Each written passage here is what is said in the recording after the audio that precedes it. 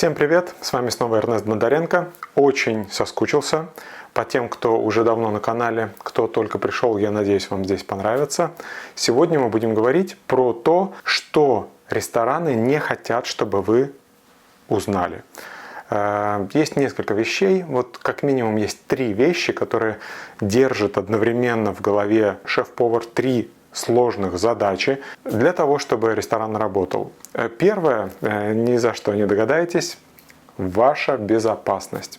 То есть у нас в Эстонии, если ты хочешь открыть ресторан, ты оформляешь все документы, все процессы, и они должны быть безопасны. Это значит, что пути грязной еды и готовой еды не должны пересекаться.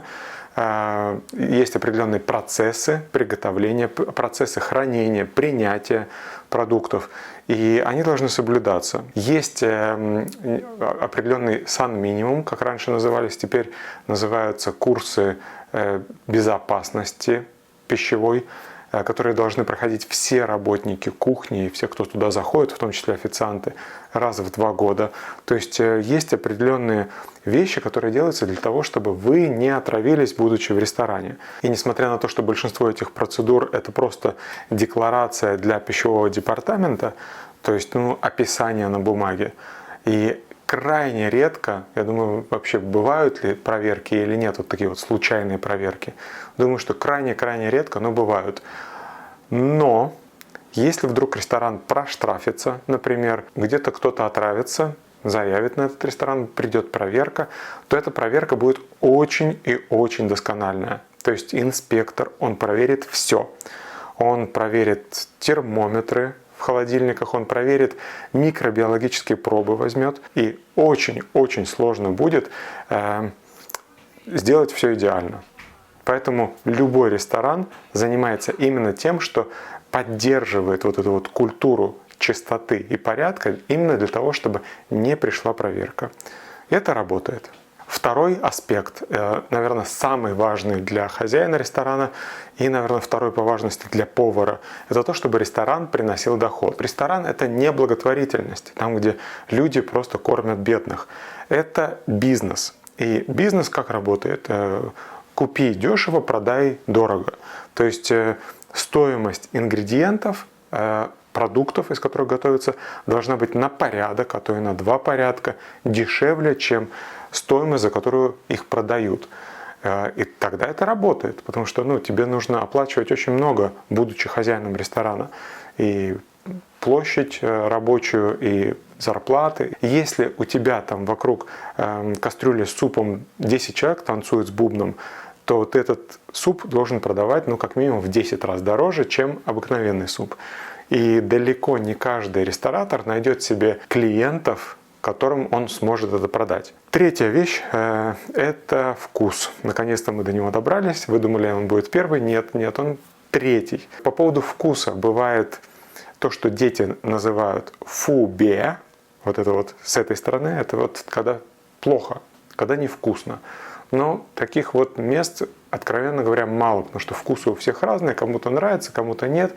А так что вот фу-бе мало. И, наверное, вот с другой стороны, гастрономическое событие. То есть вы пришли в ресторан, вам все прям зашло и запомнилось, и удивило вас. Их тоже бывает достаточно мало. И они где-то там на грани, потому что кому-то дефлапе это прям то, что надо, а кому-то это дефлапе, это фу-бе. Поэтому вот здесь и здесь, и их мало, этих вариантов. Что у нас посередине? Посередине на самом деле не один вариант, нечто среднее, еще 2 варианта. Это нормально и хорошо. Что значит нормально? Нормально – это значит обыденно. Это значит, ты приходишь как в корпоративную столовку. Там не отравят, но там не будет прям вот круто. А прям вот хорошо – это бывает, когда ты пришел с друзьями, и вино хорошо пилось, и еда хорошо елась, и один друг похлопал себя по животику, другой по плечу другого похлопал, и вы разошлись и чувствуете, что вот еще надо сходить туда. Возможно, с этой же или с другой компанией, потому что все было неплохо, а даже хорошо. И вот большинство ресторанов именно там. Для того, чтобы сделать блюдо неплохим или даже хорошим, на самом деле нужно примерно одинаковое количество ингредиентов и внимания. И редко когда получается, что у повара есть и вдохновение, и настроение делать тебе что-то очень хорошее. Поэтому зависит все не столько от повара, сколько от твоей компании. От того, позвонили тебе на телефон и испортили тебе настроение, или позволили отдохнуть в ресторане, и у тебя все неплохо, а даже вот хорошо, необыденно. Зачастую повар понимает, что, может быть, и не стоит брать какие-то экстравагантные или особенные ингредиенты. Например, молодая мама идет с ребенком в какой-то ресторан для того, чтобы ребенок не привыкал к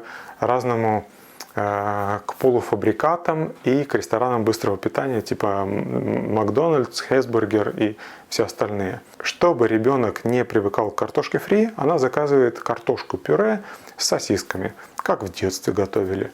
А себе берет омлет, например, и получает омлет щедро посыпан зеленью. Почему? Правильно. Чтобы никто не догадался.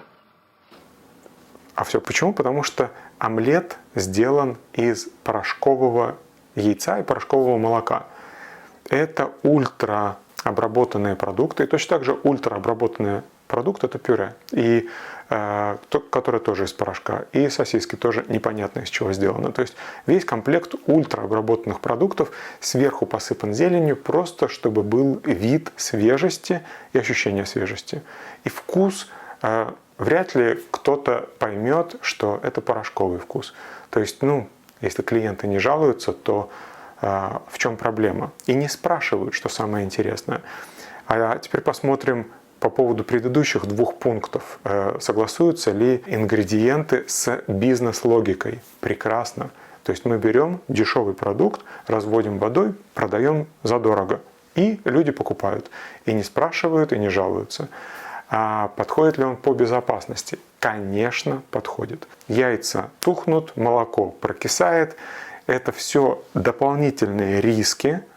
А все, что сделано из порошка, рисков гораздо меньше. Риск, что человеку будет плохо, что он отравится. Причем у тебя может быть там 10 разных порошков, один без лактозы, другой без коровьего молока, он совершенно может быть какое-то альтернативное молоко, еще что-то. И ты просто смешал, развел водой и сделал омлет. И хорошо, если один из 100 догадается, что этот омлет порошковый, а один из 1000 скажет свое «фу-бе». Может быть, и никто не скажет. Но я думаю, что это неправильно. Я думаю, что любой клиент имеет право на информацию о том, что он съест. К сожалению, это право не обеспечивается. И наша разработка, то, что вот мы сделали, это веб-платформа, где рестораны могут вводить все ингредиенты, которые они используют, они генерируют QR-код. Этот QR-код можно разместить в меню, можно разместить прямо на двери ресторана. И клиент, проходя мимо, он может сканировать QR-код, он видит меню, каждое блюдо он может кликнуть, и он может увидеть калории блюда, и всего блюда, и на 100 грамм, белки, жиры, углеводы, сахар, отдельно соль, все ингредиенты, список всех ингредиентов. Причем он, допустим, в Эстонии, но эстонского языка не знает. Он кликнет на русском, посмотрит, на английском, на шведском, на арабском. Наша услуга, она недорогая, и она делает абсолютную доступность информации по блюдам, которые вы собираетесь в ресторанах купить, получить. Более того, на самом деле Евросоюз как бы обеспечивает ваше право на вот эту вот информационную прозрачность, но ее не обеспечивают рестораны. То есть, грубо говоря, вы можете прийти в любой ресторан и еще не будучи клиентом, а будучи гостем, посетителем, кто еще ничего не заказал, возможно, ничего не закажет. Вы имеете право спросить про каждое блюдо, и вам должны перечислить перечень всех ингредиентов, которые были использованы в этом блюде. 10, 20 или 30 ингредиентов. Конечно, этого никто не будет делать. Официант и не знает об этом. И даже если он сходит на кухню, он не донесет всю эту информацию. А белки, жиры, углеводы, калорийность никто не подсчитывает. И я считаю, что это проблема. Так не должно быть. И если вы тоже считаете, что это проблема, то где-нибудь там лайкните и чирикните комментарий. И если есть вопросы по теме, конечно же, задавайте. Я постараюсь ответить сразу или вынесу в отдельное видео. А если вы ресторан, который в принципе не скрывает ничего, то есть вы используете определенные вещи. И, как я уже сказал, иногда порошковые ингредиенты – это неплохо. Главное, чтобы клиент знал, что там есть. И он выберет вместо одного блюда другое. Или клиент, у которого аллергия, допустим, на какие-то вещи, он просто посидит в вашем ресторане, ничего не закажет, но его друг покушает, а он попьет водичку. Но он не отравится в вашем ресторане. У него не будет какой-то аллергической реакции, а у вас не будет проблем. И это его собственный выбор – посидеть и ничего не съесть. Он на вас не обидится за это. Он будет вам благодарен за эту информацию, а не в обиде за то, что вы его обманули. Легче быть честным и доступным и прозрачным. Поэтому, если вы ресторан, кейтеринг, который на каких-то мероприятиях, пиццерия, в конце концов, да кто угодно, давайте, будем сотрудничать. Я здесь вот поставлю где-нибудь свой мейл, пишите, и до новых встреч!